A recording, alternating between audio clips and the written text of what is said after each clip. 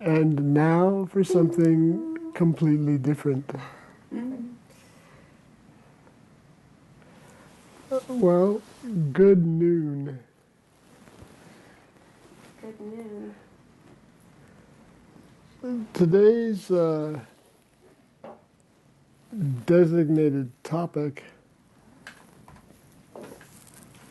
should probably be the topic of each and every day. What is qi?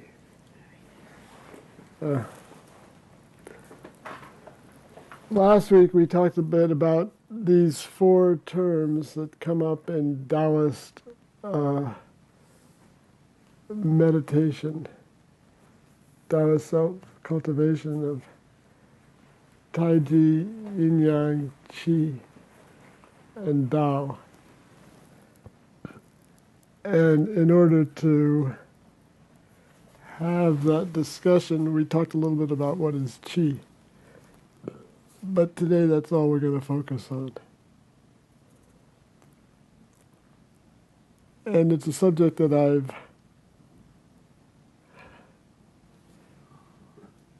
heard about, researched, written about, taught about, talked about. I would say until I'm blue in the face, but I'm not blue in the face. Maybe today I will turn blue in the face.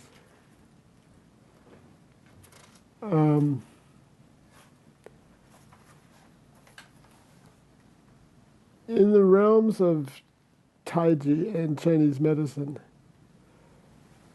there is no question that is more important and more fundamental than what is qi.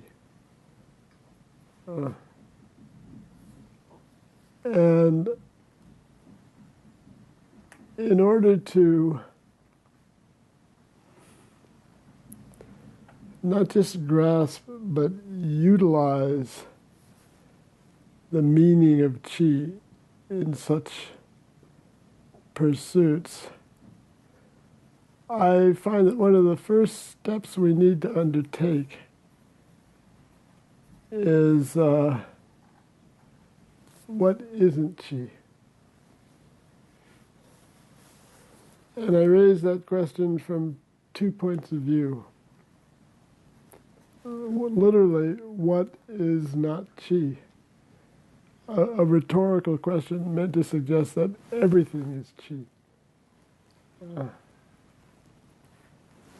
But from another perspective, that question asks, what misunderstandings are incorporated in the common English cognates for the Chinese word qi? There's someone at the door.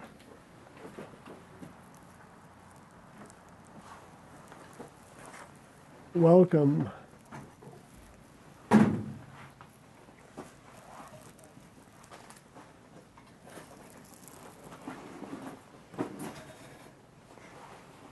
We're talking about qi. You know qi? Yeah, I'm familiar a little bit with it. Excellent. You've come to the right place.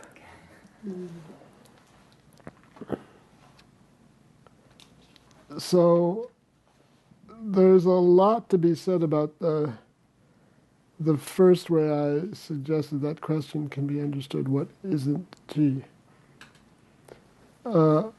One of the more famous old Chinese philosophers, Zhuangzi, famously wrote that under all of heaven, in other words, everywhere, there is only one qi.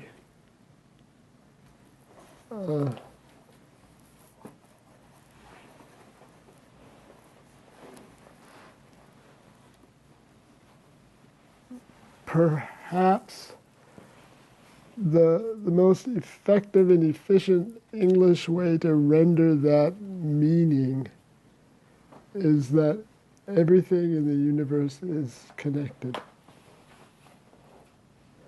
There is no phenomena in the universe which is isolated from the phenomenal universe. You cannot construct a barrier. You cannot define an edge which doesn't join as it separates.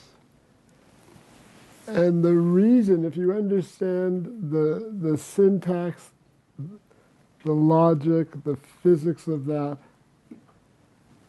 the reason for that is what is recorded in the definition of chi. This is what chi is. If you think of the Taiji symbol, the yin-yang symbol, that's a picture of chi. The chi is depicted in the line that forms between the black and the white shapes of the yin-yang diagram. If you create that diagram, you'll notice that this line need not be drawn. This line doesn't exist. It has no massive presence. It merely emerges once yin and yang have been defined.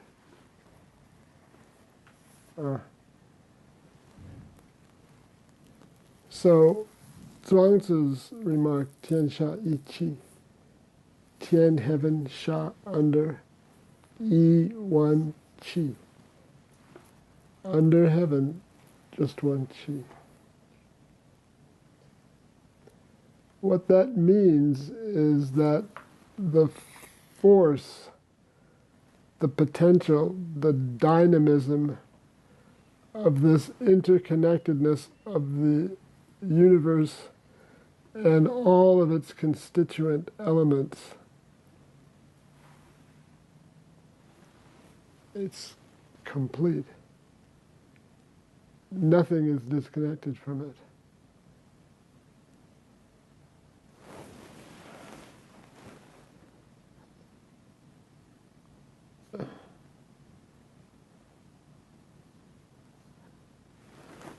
To me, that's a kind of mind-blowing understanding of what is our circumstance. From the Taiji point of view, the martial application of this is to connect your chi to the chi of heaven and earth. Once your chi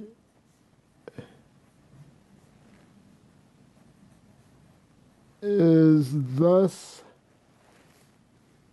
rooted, suspended, connected, what's going to push you over? Isn't it already connected? Is it just becoming aware of the connection? Hey Ken, could I pause just a second? I just want to move your microphone over. Hold her thought. Okay, let's try it. Thank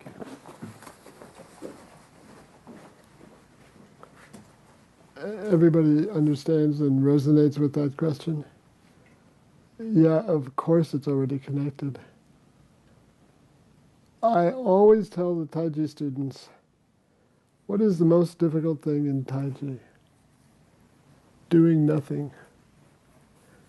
You don't have to do anything to connect your chi to the chi of heaven and earth. In fact, it's incredibly arrogant to think that there's anything you could possibly do to enhance the designs of nature. This is the arrogance of the genetic engineer. who looks at the scheme of existence and says, I can do this better.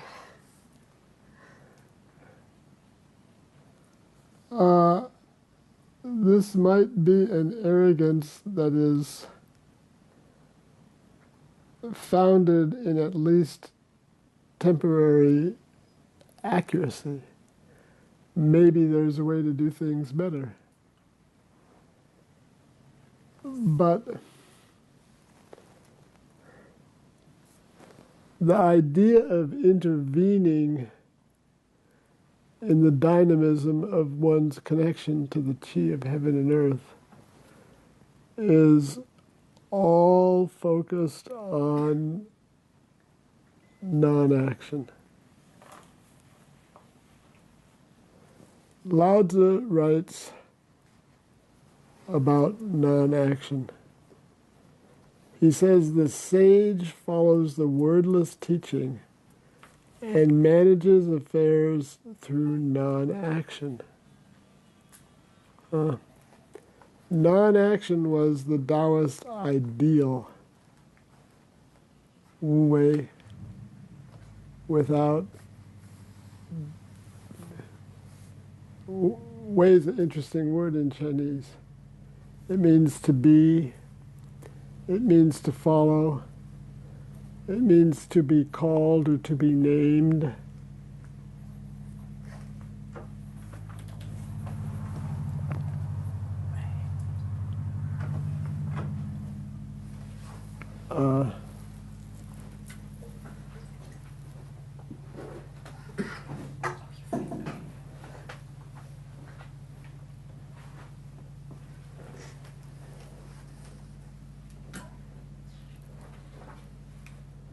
So when we talk about achievements in Taiji, what do we achieve? You know, I've often pointed out there's no finish line. There's no winning, and thus there's no winner. As Tim and Ching put it, the theory or the philosophy of Taiji is invest in loss. While you are yet alive, there's still more to lose. Well,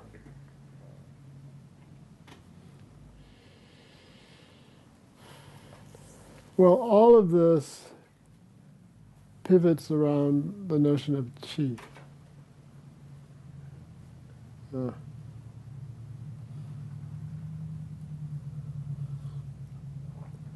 What do we say in Taiji? In the beginning of the third treatise of Zhengzu's 13 treatises on Taiji, there's a very clear statement that the special characteristic of Taiji Chuan is its ability to sink the qi to the dantian, to let the qi rest in the dantian. If this is a capacity of which you seek to make use and take advantage, you have to explore how is that done? What do you do to sink your qi to your dantian?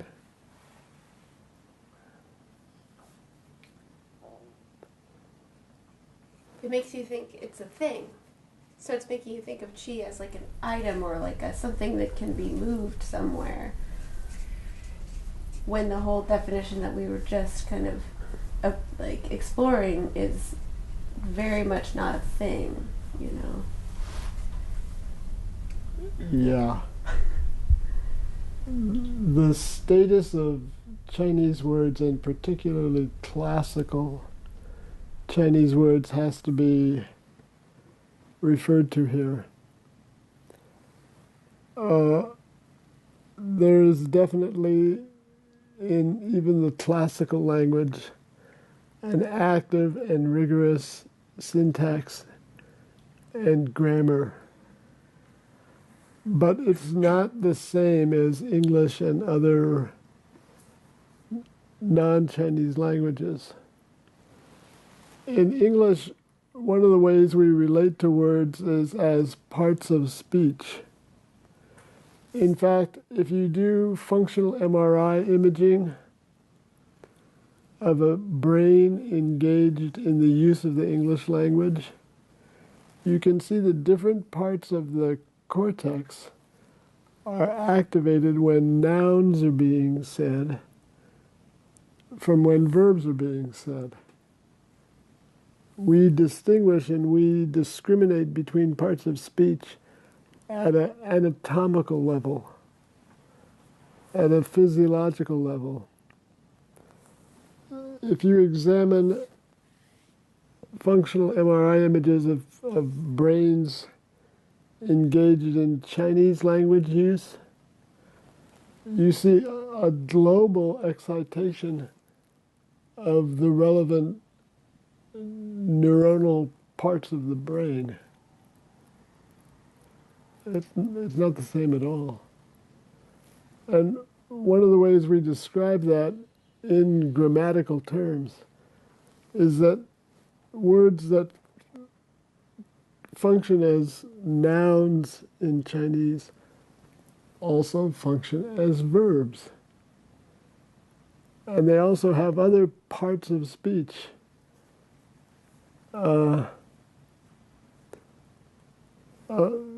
Those kinds of roles that they can play. So there's not the kind of categorical distinction between a thing and an act. Bucky Fuller wrote a famous book entitled I Seem to Be a Verb, in which he explores this kind of dynamic potential of thought.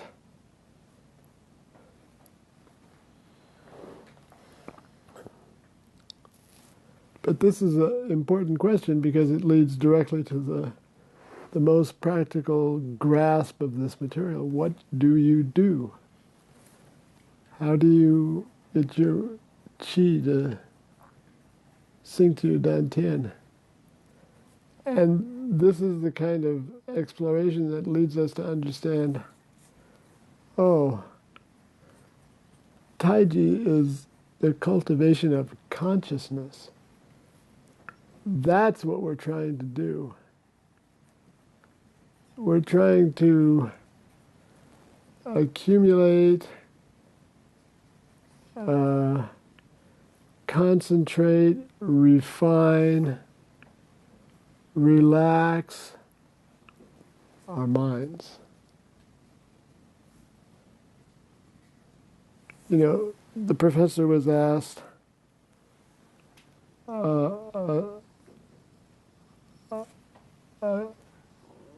a journalistic question. Your level is so high, the reporter asked, and yet none of your students come anywhere near your level of skill. Do you have a secret? And he said, yes, I have a secret. I tell them every day, but they don't believe me.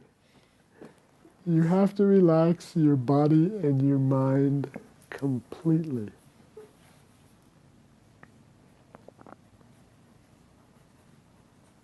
Relax your body and your mind completely means to rely utterly on the qi.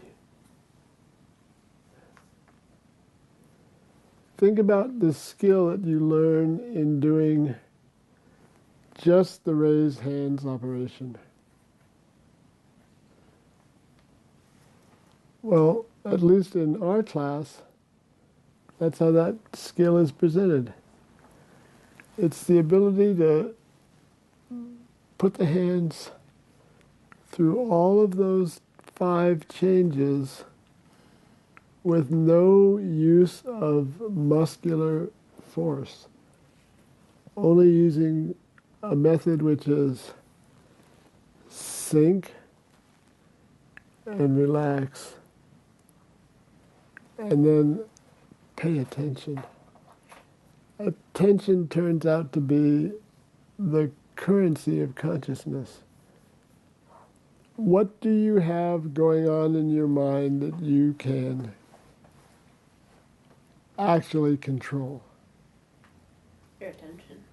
Your attention.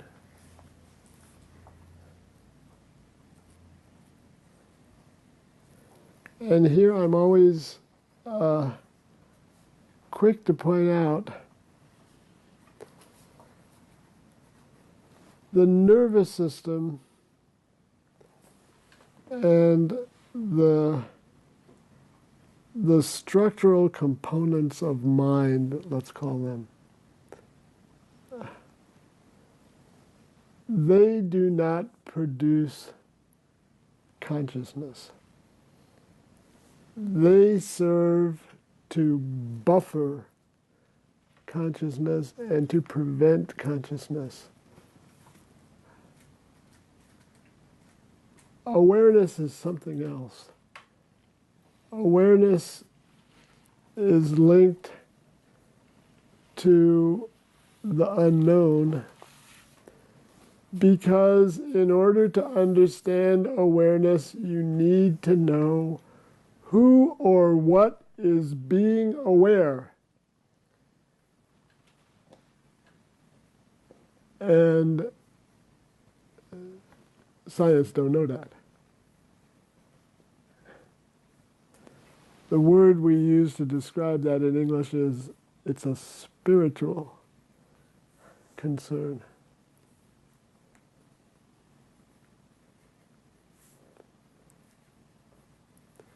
How do you pay attention? How do you pay attention to one thing? How do you pay attention to the sound of my voice? You ignore everything else that's going on in you and around you. That's the function of the nervous system. The function of the nervous system is to blot information out. 25 times a second, your body generates an ongoing series of neuronal maps that are actually layered down, one layer on top of another. The most fundamental layer appears to be a representation of information about the body itself, the blood, the flesh, the chemistry, the pressures, the angles, all manner of information. This information is generated throughout the body and routed via the nervous system and the spine into the brain, where 25 times every second there's a complete map made of what's going on in the body. This has nothing to do with consciousness. You never become conscious of that information. Only under one circumstance. You remember the space shuttle? One of the things that was a byproduct of the space shuttle project was a kind of computer programming called Lisp processing. Lisp processing essentially, you know, when the pilot of the space shuttle sits at the controls, there's more than 1,000 readouts that have to be paid attention to. Any one of them could cause devastating effects on the flight. But a pilot does not have adequate attention in order to monitor so many different sources of information. So a kind of computer algorithm was generated which understood the parameters of each and every one of those monitors. More than this, less than this. That's what a pilot needs to pay attention to. A pilot does not need to know anything about when those parameters are not approached. And so this kind of if-then language was developed in order to generate this computer program that could, in real time, take a look at everything that needed to be known by the pilot and only permit through itself that information which warranted attention. So it's a series of propositions that say, if blah, blah, blah, then blah, blah, blah. If this value is X, then trip that alarm bell.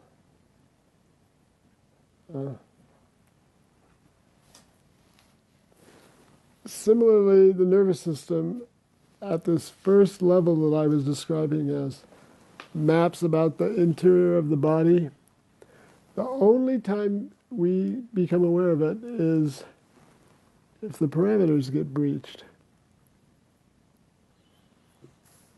I'm using that computer software as an analogy of the way our own nervous system functions. While things are normal and not requiring any attention, we don't know. What is pain? Pain is the commonest manifestation of one of these parameters being breached. How do you know when there's something going on in your body that needs your attention? It hurts. Now there's lots of there's a wide spectrum of intensity and character to that it hurts phenomenon. But you know, one of the things we learned just by operating a clinic is this is what drives people to the doctor. Lots of people know there's all kinds of things wrong with them, but if it don't hurt, they don't go to the doctor.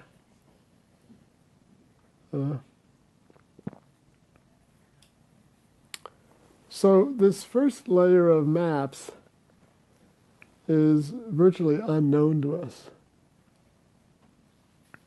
I mean, there's probably nothing in your experience for however long you've been alive that has clued you into its existence.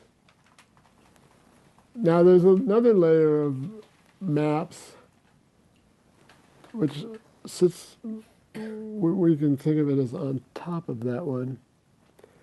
But rather than being consisting of information that develops from sources in the body itself, it's looking at the environment. Vision, heat, pressure. Think of all the ways we gather information about the world. So we've got two sets of maps now. One about the body, one about the body's environment. Self, not self. And there's a third level. The third level is maps that compare and contrast level 1 and level 2. This is the level of self-awareness. This is the level which says, oh, you are not me. And I am not you. This kind of distinction is critical in the dynamics we refer to as health and disease. What we think of as the immune system in the body, for example, depends utterly on the body's capacity to identify self from non-self. This is extremely important because in every moment that you're alive, you're ingesting large volumes of non-self and integrating the non-self world into the self world. In fact, the self-world is more or less 100% constructed out of the non-self world. That's what the body is. The body is a membrane between that portion of the universe we think of as ourself and that portion of the universe that we think of as not ourself.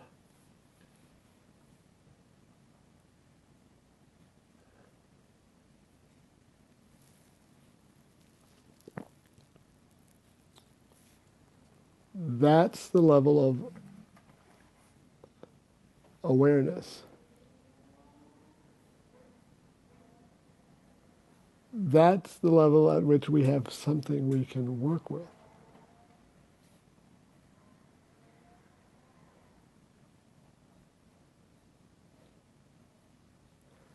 How do you work with it? What do you do?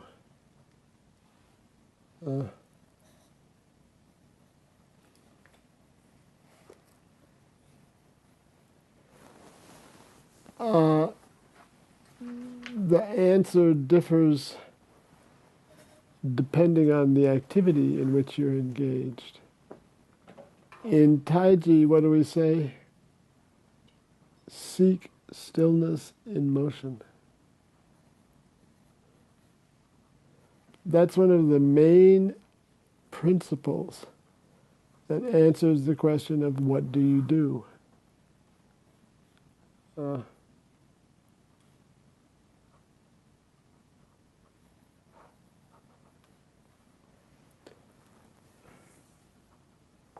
You require that when you start moving, you don't depart from stillness.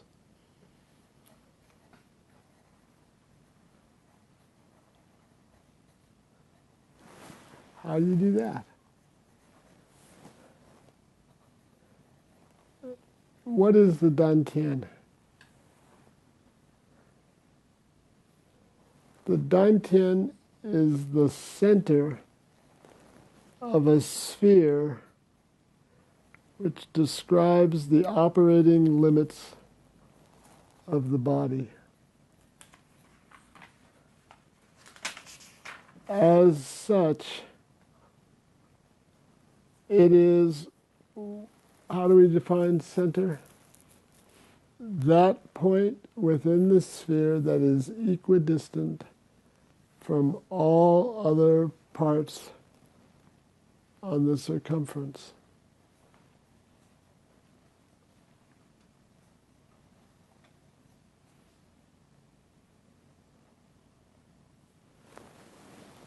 What happens to the center when the circumference moves? Nothing. It's the still point in that turning. How do you still it?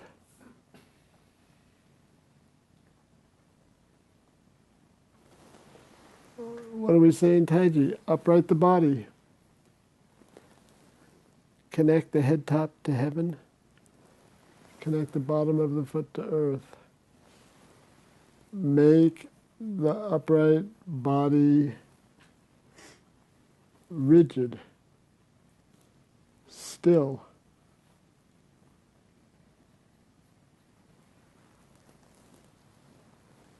Beautiful lady's hand.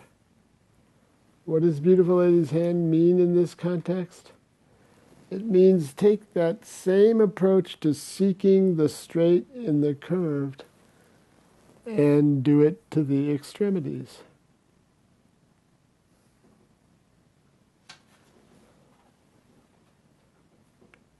In other words, understand the straightness of the line to be the function of connecting.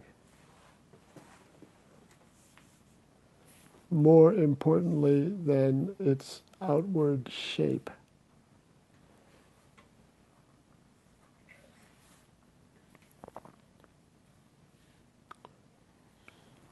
Turn at the waist. Turn at the waist means use that central point that we call dantian as the focus of turning and accomplish the turning only by folding the hip joint exactly the way you fold your wrist. In that way in which you use your hips when you sit or you walk up or downstairs. Fold the hip joint. Where does the motive power come from in order to operate these activities? From differentiation. Differentiation means to fill and empty, referring first and foremost to the weight of the mass of the body. So, what do you see when you watch someone do Tai Chi? The weight shifts from foot to foot. The waist turns. The arms extend and contract. And there's a logic, there's a reasoning that operates within all that. Because the weight differentiates, the power is transmitted up and down the vertical axis. The waist turning focuses that movement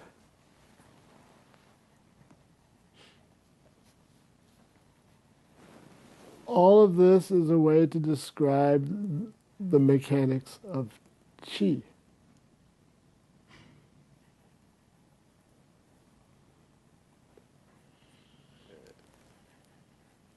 I use the analogy of pushing a car. If you have to right now go out in the parking lot and push a car, you will understand entirely the power of connecting the hands and the feet. No one tries to push a car with their arms, with the strength in their arms. If you need to push a car, if you need to push a heavy load, you must rely on your legs.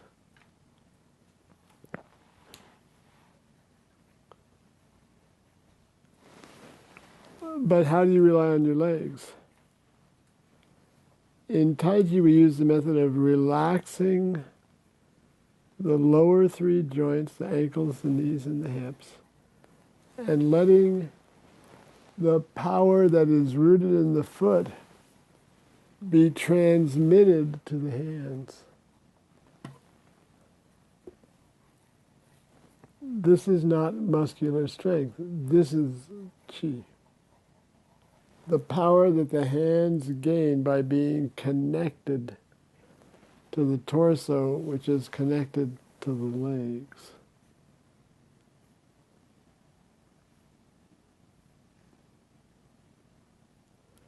Now, the question, Mackenzie, that you asked, well, aren't they connected already? Yeah. So what can we actually do? We can learn to do nothing but rely on that connection. No added strength. No added force.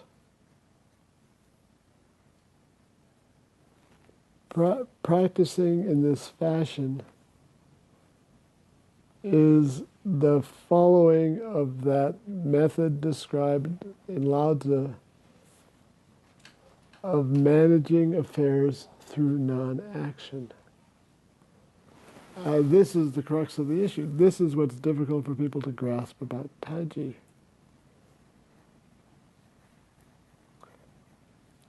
And this particular difficulty, or rather this set of difficulties, all depends upon your understanding of qi. If you think of qi as something, then it makes sense to push it around.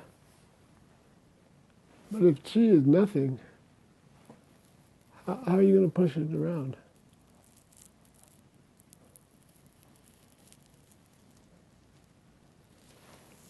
What's the least substantial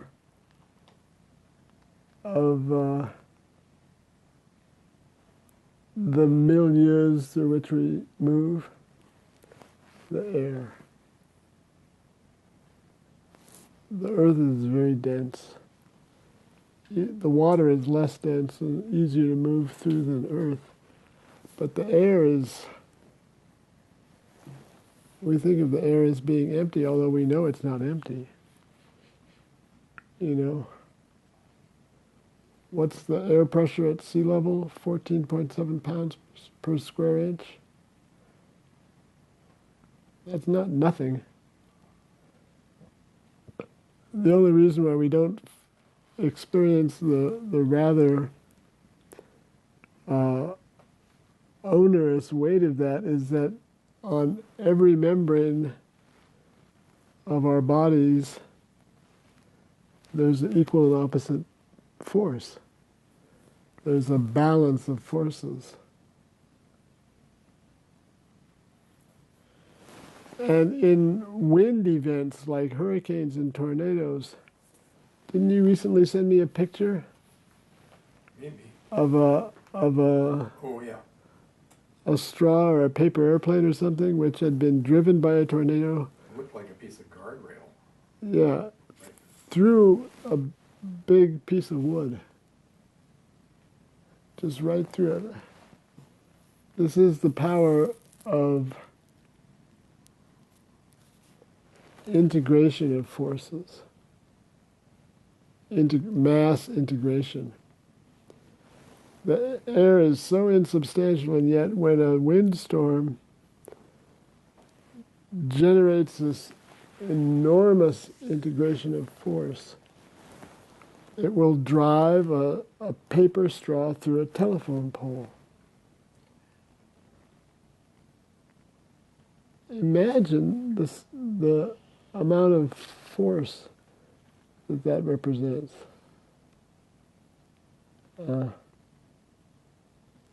This is like a qualitative shift.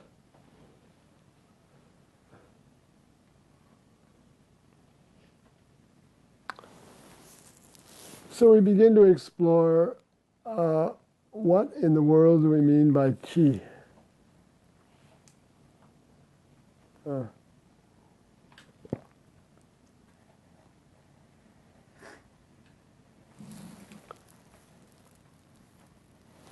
Often you'll hear the word energy used.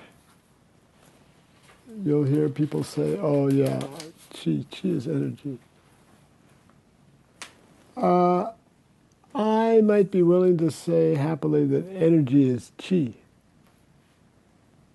But I'm not so content with the idea that chi is energy. Energy is a kind of chi. The reasons why I disfavor the use of the word energy is in modern usage, the word energy has lost its meaning. When you hear people using the word energy, you're never quite sure what do they mean. I like your energy. What does that sentence mean? This person has good energy. That person has bad energy. Energy healing, energy medicine. I'm not suggesting that these phrases have no meaning, rather just pointing out that they have probably many different meanings to many different people. And in my experience, the word energy has fallen somewhat into a black hole of language. It's that black hole which is when a word can mean too many different things, it doesn't mean anything. And so the word energy in English can mean almost anything.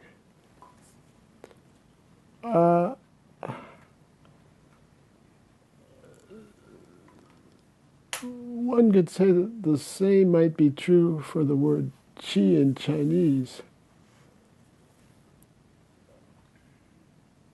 But if you take two concepts or two words that are so fluid and try to match them up as meaning the same thing,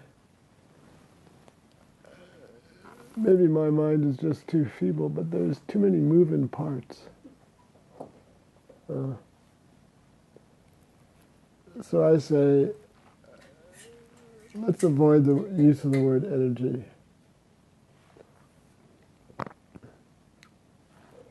Remember, the main reason for doing this class is so that people who cooperate on the subject of health and well-being share a common understanding of the terms and concepts that we use in our descriptions of what's going on.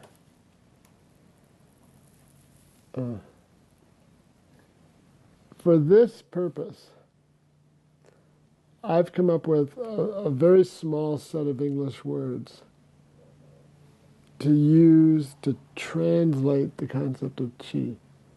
And the first one is connectivity, or connectedness. Connectivity is a relatively modern English word that describes information systems. And if you're a node in an information system, how linked up are you to the other nodes of the system? If that linkage is high, then we say there's high connectivity. If that linkage is low, then there's low connectivity.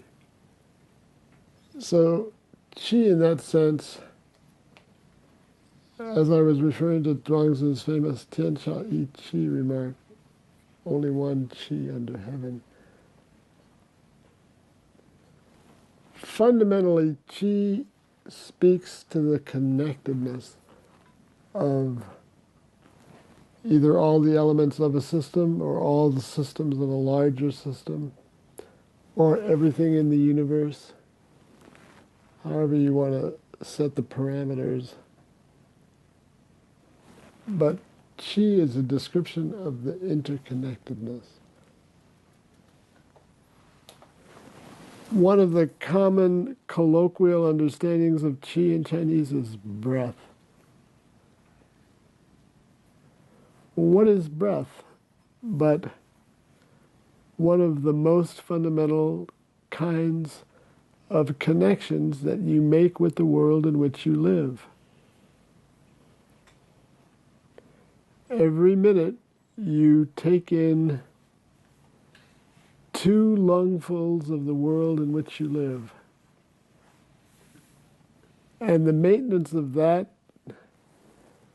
give and take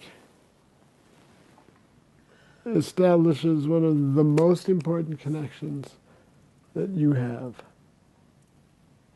And all you need to do to understand its importance is cut it off for a couple minutes.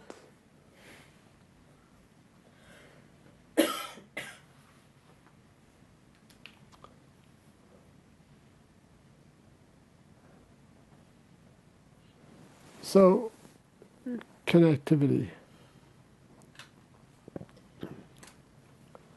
Well, what happens when things are connected? They communicate. So the next English word that I use in translating qi is communication.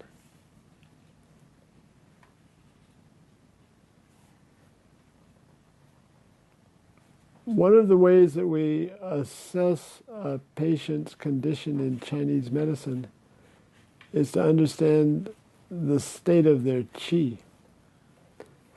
What do you actually look for?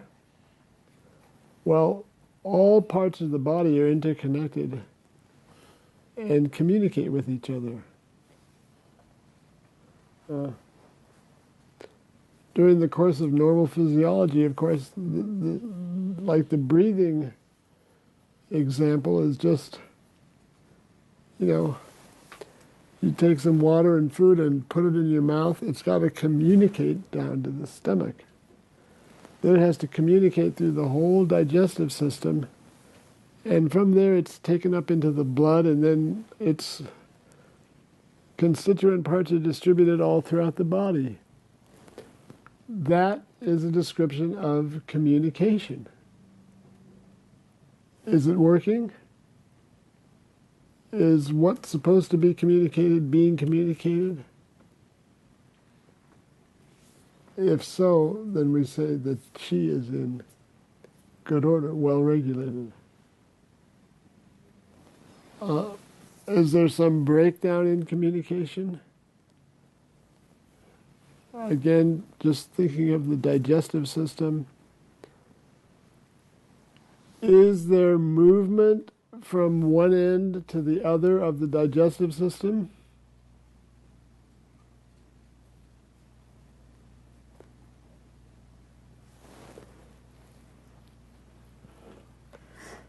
So we were going to say evil chi or twisted chi. Could that be just lack of communication not occurring in the bodies? You could say it is, or it manifests in, or it can be seen through lack of communication in the body. Exactly.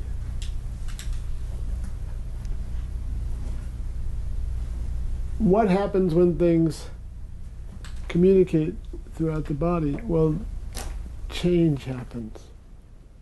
What we are talking about are patterns of organic change. These patterns are not mysteries. You know them.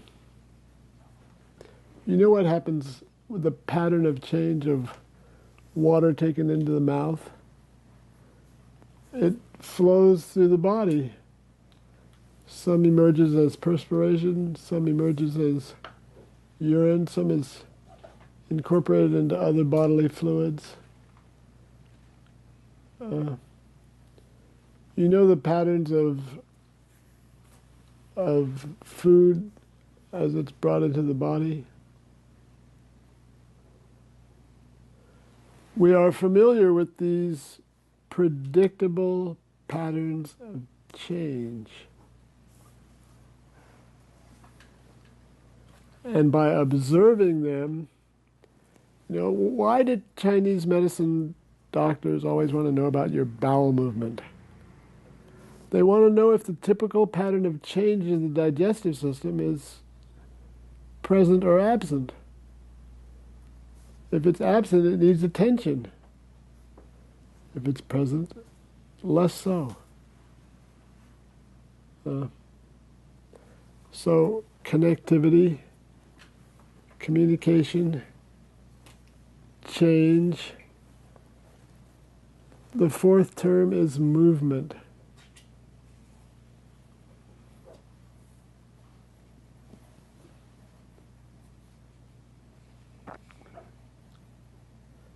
The body functioning normally has a way of moving. Orthopedic people always do measurements of range of motion. Can the limb move to the extent that it has been able to? Or is the motion limited? Limited motion means limited chi. This is what we mean by chi.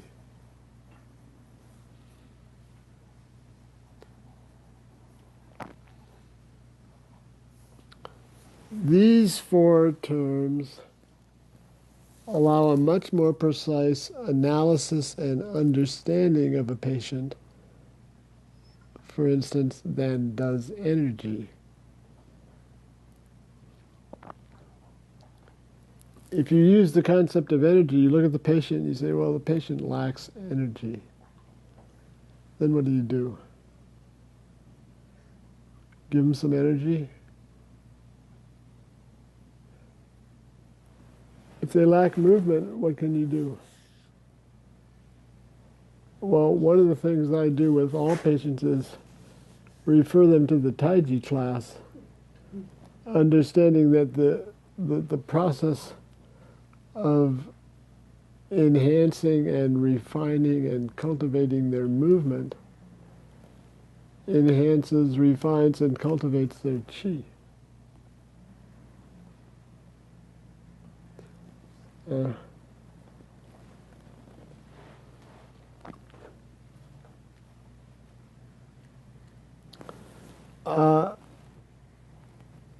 When I first was, about 10 years ago, I wrote an article called What is Chi? And when I was drafting this article, my friend Elizabeth Rochelle showed up, and I asked her to read it, and she read it and tossed it on the table. And she said, "You've missed one important word." I said, "What is it?" She said, "Rhythm." And in her inimitable way, she was right, of course.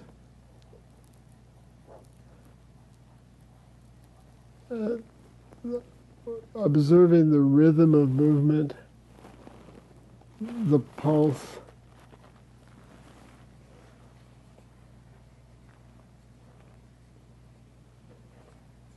is a very precise way of understanding a patient's chi.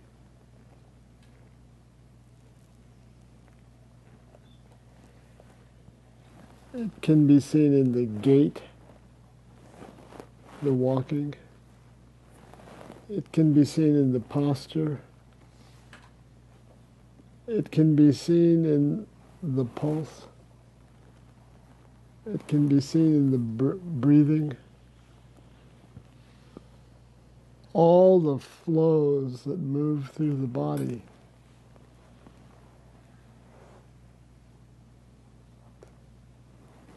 flow with a certain rhythm.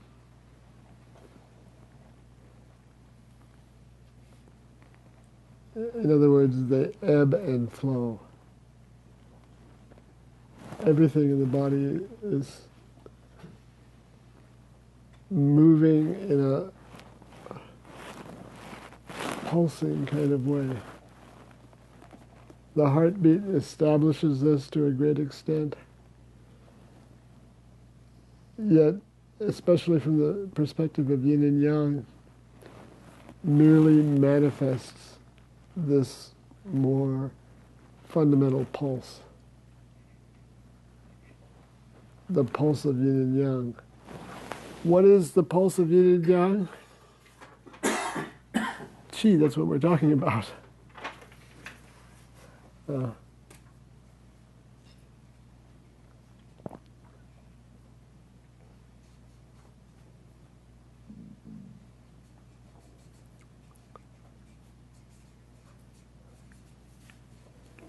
Does any of this make sense?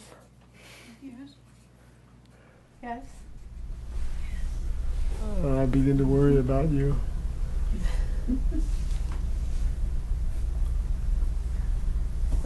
Any questions? I'm still kind of thinking about good chi and evil chi or twisted chi. Is there anything else you would say on those kinds of distinctions?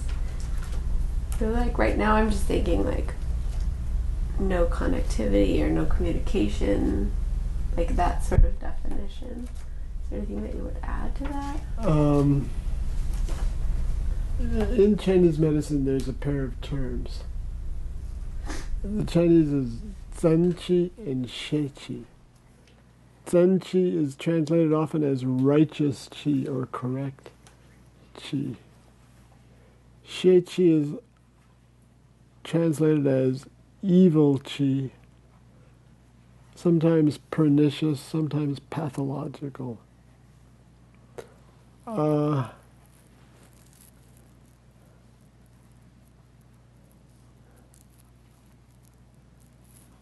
The meaning of Xie, How do you spell that? Xie, is opinion. The meaning of Xie begins in the notion of twisted. One of the early uses of the word was to describe mountain pathways. Zigzag. It's a description of the shape. You've been hiking out in nature where animals make the trail. Always zigzag. Not straight. The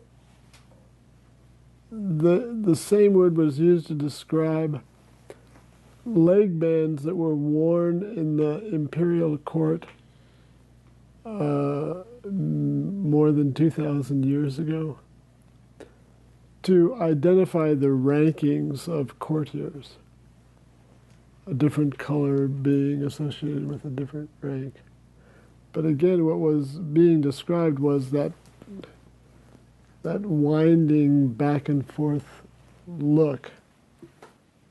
So what do we understand Sheiqi to mean in the most fundamental literal sense? It's qi that doesn't go straight, but is twisted, conforms with this back and forth kind of movement. What is Zen Qi? Zen basically means appropriate, correct according to established order. How do you spell it? Zhen.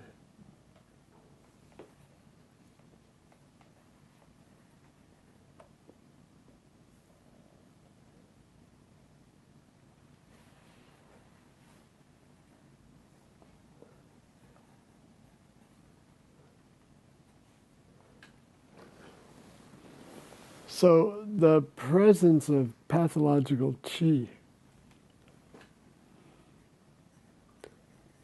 is a metaphoric description of a disease process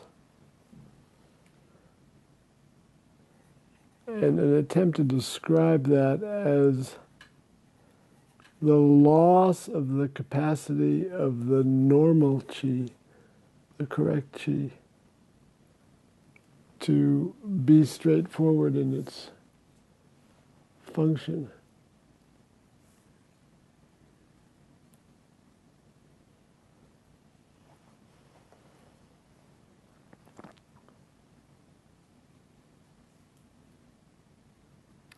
The word evil, is such a loaded word in English.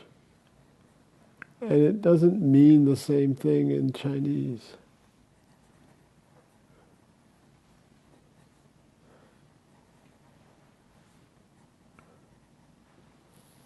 There's a lot more to say on these topics, but does that help? Yeah, that helps. Other questions?